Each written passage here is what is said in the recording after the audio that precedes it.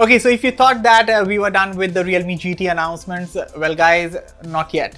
Realme has sent us one more special package, and in this cool looking suitcase is the Realme GT Master Edition. So without wasting any more time, let's get started.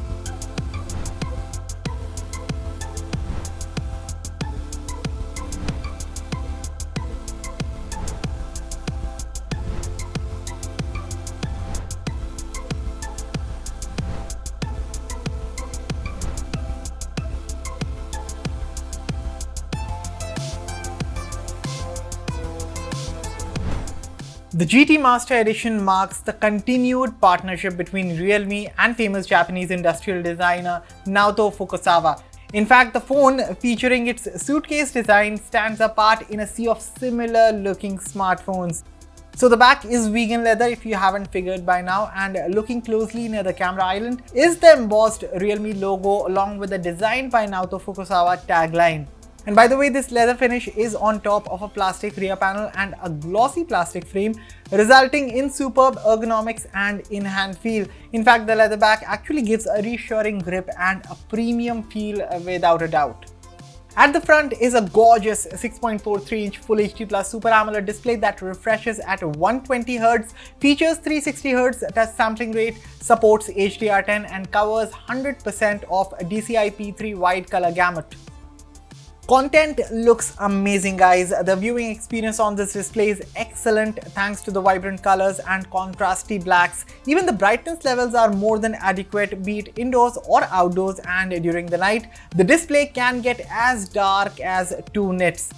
Other features include an in-display fingerprint sensor, a 3.5mm headphone jack, but no expandable storage, sadly. Besides, in terms of connectivity, there is carrier aggregation, and the GT Master is also well equipped when it comes to supporting 5G bands.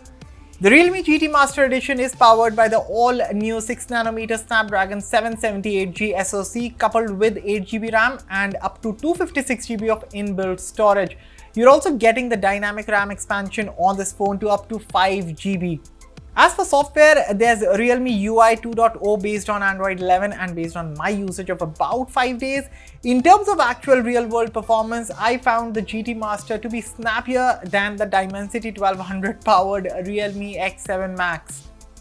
Not to forget, the X7 Max is an amazing phone in its own right. It offers a fast and fluid experience, and on paper, the Dimensity 1200 chipset is actually superior to the Snapdragon 778G.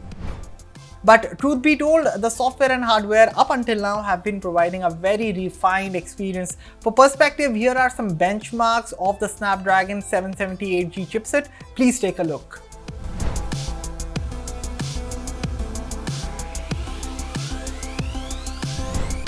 Moving on, there's a 4300 mAh battery under the hood. Sounds small by today's standards, but then again, the performance has been good. During the initial tests, I found the phone to easily last around a day and a half with about 5 to 6 hours of screen on time. With light usage, you can even hit the 2 days endurance, given the fact the standby times on this phone are very good. But battery life shouldn't be a concern anyway, because you're getting this 65-watt charger bundled with the phone. And this little brick can take this device from 0 to 100% charge in just about 30 minutes. Coming to the optics, there are 3 lenses at the back, a 64MP main camera, an 8MP ultra-wide camera, and a 2MP macro camera. For selfies, there's a 32MP front-facing lens situated in the hole punch. So far from the limited photos that I took, I really love the phone's approach to color science. I mean, it is unlike the more saturated approach other Dimensity powered Realme phones take. So love the neutral approach in images here, where the colors don't look that boosted, but they don't look washed out as well. But of course, I'm reserving my final judgment for later after I've done a thorough testing. And one thing quickly I'd like to point out is how fast the camera shifts focus, one of the fastest I've seen on a mid-range smartphone. Of course, there's a lot to cover, a lot to test about the Realme GT Master Edition, so stay tuned to Mr. Phone for the full review of this device coming out very soon. For now, this was your first look at the brand new Realme GT Master Edition. Thank you for watching.